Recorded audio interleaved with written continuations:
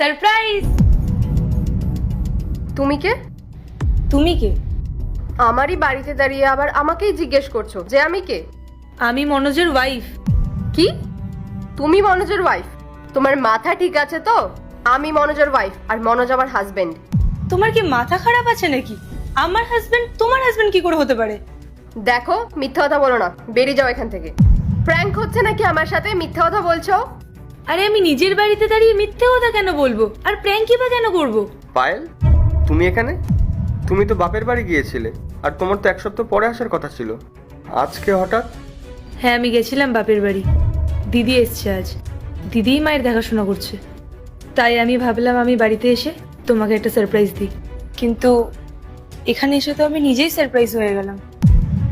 কি হচ্ছে এসব? ও তোমাকে নিজের হাজবেন্ড বলছে। মনোজ, এগুলো কি সত্যি? হ্যাঁ পায়েল, ও মেঘা। আমাদের বিয়ের আগে আমি ওকে ভালোবাসতাম, কিন্তু আমার বাড়ির লোক আমাদের ভালোবাসাটা মেনে নেয়নি, আর জোর করে তোমার সাথে বিয়ে দিয়ে দিয়েছে। আমি তোমাকে বিয়ে করে একদমই খুশি ছিলাম না। আমার বিয়ের পরও মেঘার কথা বারবার মনে পড়তো, তাই আমি একদিন ঠিক করলাম তোমাকে বাড়ি থেকে বের করে দিয়ে ওকে আমার জীবনে নিয়ে আসবো। আর পায়েল, আমি ভেবেছিলাম তুমি বাপের বাড়ি থেকে চলে আসার পর আমি তোমাকে অন্য কোথাও পাঠিয়ে দেবো, আর এভাবেই কিছুদিন চলতে থাকবে। তারপর তোমাকে আমি ডিভোর্স দিয়ে দেবো। কিন্তু তুমি যেরকম হঠাৎ করে আজকে চলে আসবে, আমি এটা ভাবতে পারিনি। আর আজকে যখন সব কিছু জানাজানি হয়ে গেছে, আমি তোমার কাছে ক্ষমা চেয়ে নিচ্ছি। আমি জানি পায়েল, এতে তোমার কোনো দোষ নেই, কিন্তু আমিও বা কী করতাম বলো? তাই আমি আমার ভালোবাসার মানুষকে জীবনসঙ্গী হিসেবে বেছে নিলাম। এখন আমি বুঝলাম যে তুমি আমাকে বাপের বাড়ি যাওয়ার জন্য কেন এত জোর করতে। আমি বাপের বাড়িতে মায়ের সেবা করতে যেতাম, আর তুমি এখানে ওর সাথে নতুন করে সংসার পাততে। মনোজ, তুমি তো আমাকে ভালোবাসতে না, কিন্তু আমি তো তোমাকে ভালোবাসতাম। তুমি আমার জীবনটা শেষ করার আগে একবারও আমার কথা ভাবলে না? ভাবলে না যে তোমাকে ছাড়া আমার কি হবে?